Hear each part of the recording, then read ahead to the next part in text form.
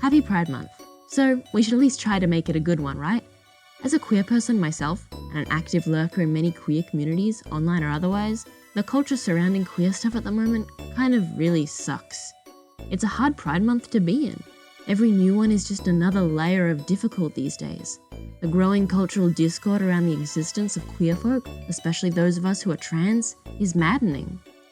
So taking a dip into a reality separate from real life is good for us, good for the brain. But how much do games even allow us to be us?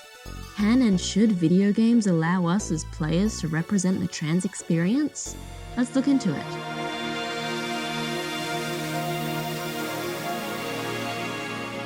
Simply put, giving players actual and genuine gender-diverse options is, well, it's very rare, and only seen in modern games, really. From a certain point, most trans inclusiveness can be seen as unintentional. Think those games that assume that the player is male even though there was a female option. Whilst there are of course games with trans characters, Celeste notably comes to mind, the options for trans people to customize and play a trans self is quite lacking, for both the binary and the non-binary of us all. These days, we have games like The Sims 4, which is pretty far from having a main playable character, but does play a point of trans inclusion. Pronoun options were only added into the game fairly recently, though I can applaud its inclusion of transness and pride from its release. There's also Splatoon 3, which got a lot of stir for its gender options, including more of a choose-your-body type selector that doesn't force you to go boy or go girl. Splatoon isn't the first game to do this. Pokemon games have been doing it for quite a while too, in which the game sort of hand-waves the question away, leaving you quite gendered, but not quite labelled. The best actual creator in a game I can think of isn't that great though. Cyberpunk number whatever, I never played it. But the gender customizing is pretty robust from what I understand. You get a shocking amount of junk customizations that allow you to effortlessly play as a trans character. But with the actual reception around the game, perhaps give it a miss. Cyberpunk's robustness is something second only to Saints Row. Its Boss Factory character customizer is shockingly perfect for these means. It includes gender sliders for most parts of the body, and it's delivered in a cheeky way that plays up the humorous raunchiness of the series. But not every game needs or has that level of detail in its characters. So take Animal Crossing New Horizons for example. It's a cute, casual game that easily attracted queer folk. The game allows you to dress however and even has nice supportive dialogue for being gender non-conforming. But this gender is strict and binary, and you can't change your name. Like, please, I'm begging you video games, please just let us change our names. Do you remember the pandemic? Remember how many people use that space to understand themselves and allow freedom in their self-expression?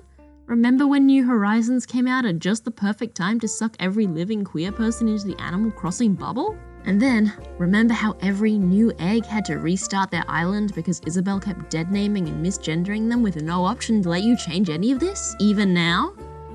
It's rough out there. Games often make it far too difficult to change aspects of your player character. Honestly, it's harder to change your name in some games than it is to go through the legal system. I fell deeply into this tragedy too. Countless old and new game files I've erased since coming out because of the solid ick that my dead name gives me. Goodbye, my old Rise file, you will be missed. The stupid decision that Capcom made to permanently lock your name and gatekeep character customization behind a paywall was a real tragedy. This isn't about all playable characters though. There are plenty of games, good games, that have a predefined main character. They aren't you. They're a person in their world, a person with a gender identity, someone who isn't a self-insert that plays by your rules. That sort of someone gets the privilege of having an interesting personality and dialogue in cutscenes. Because this isn't about them. This is about us. There are some games that toe this line though. The more choices you give the player about their playable character, the more of the self that creeps in. Games that let you choose a name present you with the conundrum of going with the canon name, if one such exists at all, a fun name, or your own, to games that allow you to choose a main character from a set of options, usually one male or one female. Is there even a canonical answer? A correct one? It's foolish to assume that the game is asking you to do anything than to ask you, the player, how do you want to present yourself? So where does the line draw itself? Star Rail, Genshin, early Pokemon, any pre-Breath of the Wild Zelda games are games where the character you play as is a character. But when you get to name them and the character is a blank enough slate to project yourself onto them in some respects, it's a certain blurring of these lines, distorting the point between the protagonist and you. And it does throw a wrench into plans, force a choice between boxes to put yourself into.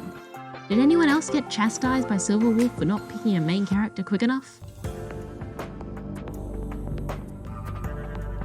You're gonna think for this long? Didn't make up your mind when you got out of bed this morning? Don't hurry me, Silverwolf. This is a big decision. And it hurts. Not just for queer people, but for anyone. Giving these choices to the player creates a desire to play someone like ourselves. So as soon as you don't fall into the boxes it shows you, you're out of luck.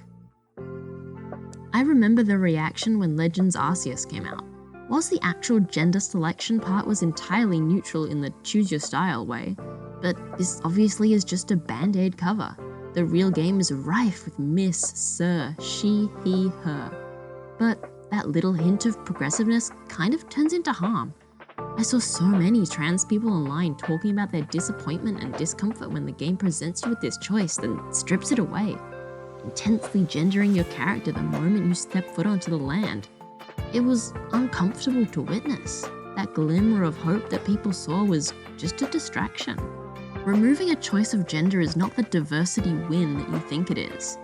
Most modern implementations of this is a low-effort band-aid that removes 2 words from the game in order to rage bait outrage news outlets for publicity and to secure that queer dollar.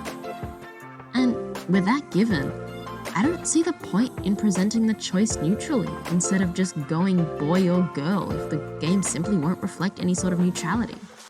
All it seems to serve is just a method to ruffle up some feathers. Though, full character creators is the point where this gets interesting. No longer are you limited to a fixed option A or B in a name, but instead gifted with a freer reign over the little digital avatar that you'll be running around as for the next however many hours. For a gender-neutral approach, Splatoon 3 does a fine job. You choose an unlabeled body type which you can freely swap at any time. The game doesn't gender you as far as I can remember, going as far as replacing gendered aspects of the previous games. Like where in Splatfest, the titles Fanboy and Fangirl were replaced with Fan. You can wear any clothing items, including pants options.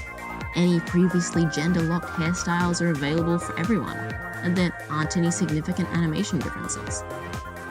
There are some gendered unlockable titles too, but you can unlock and equip them regardless of your body type, and there are a plethora of non-gendered titles to choose from too. These changes, if you aren't looking for them, are pretty subtle, unintrusive. The options are there if you want them. Of course though, this is my perspective as a non-binary person. I love the neutrality. I can see the other side too. There are many people who would be much more comfortable with the gendering. I've seen complaints about the Splatfest titles and the animations. For some people, making a choice of body is meaningless to them without any associated gendering.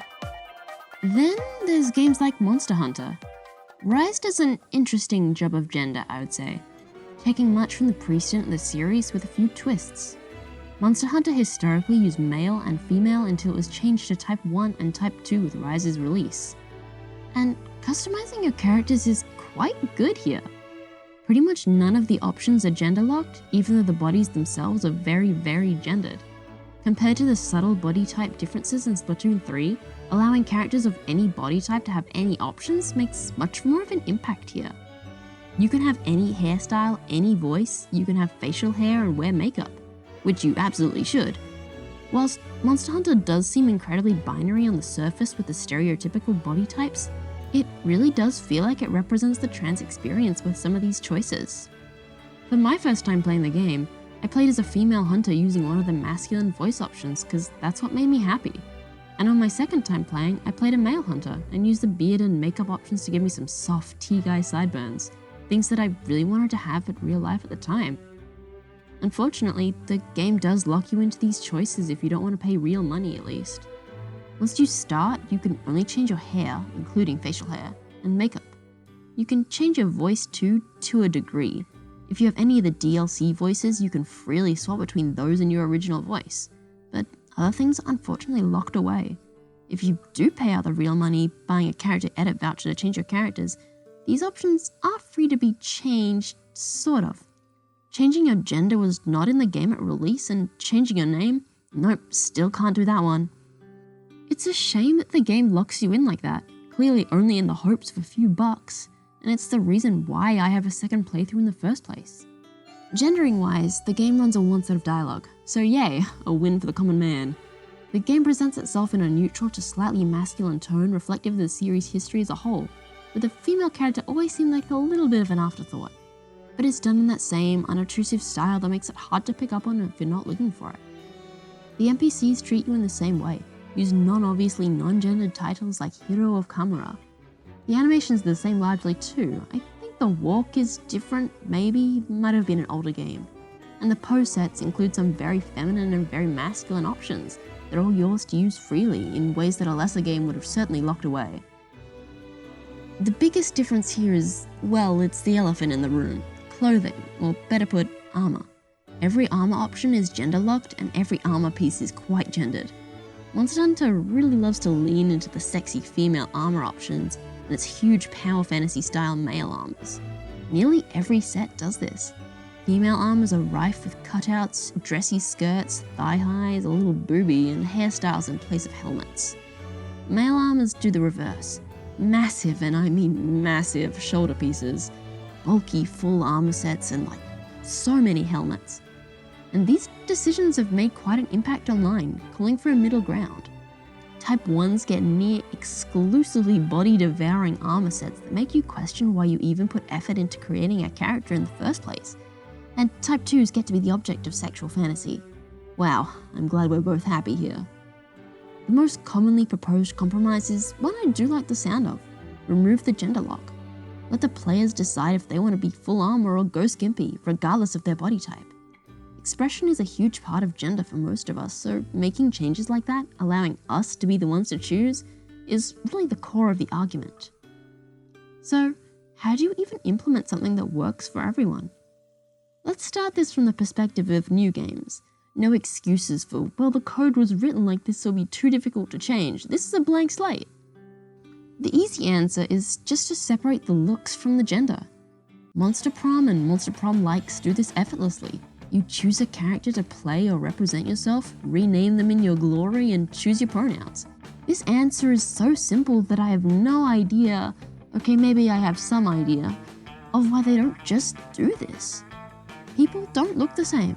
Men look different from other men, women from other women, and there's no one look to being non-binary.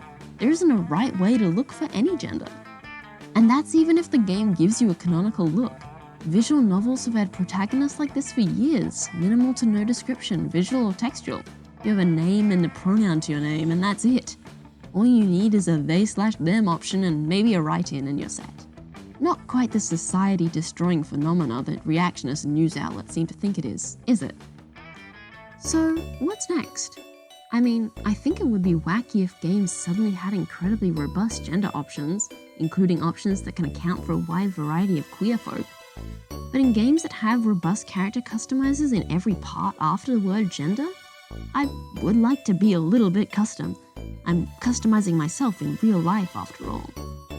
So, I ask you, is it so hard to let me play the fantasy of being myself?